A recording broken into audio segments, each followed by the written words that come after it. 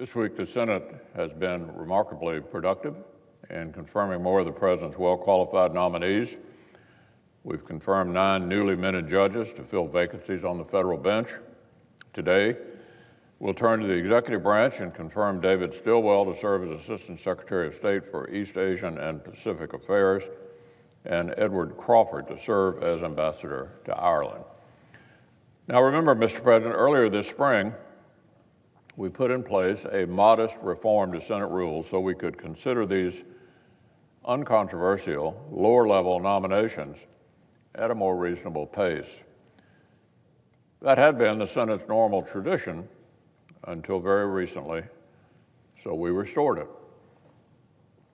At the time, I recall my friends across the aisle insisting that the majority would use these more efficient procedures to push through all kinds of polarizing and controversial people.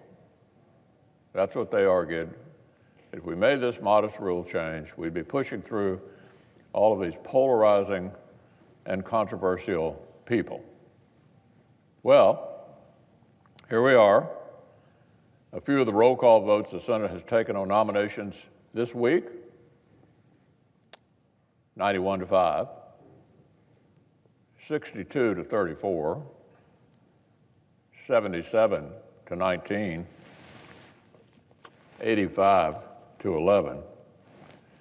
And yesterday afternoon on a procedural vote for Mr. Stilwell, 93-4.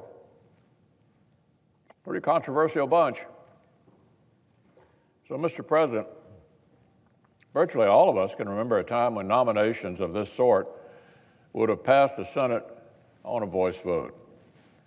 These days, Democrats are making us file cloture and spend floor time on each.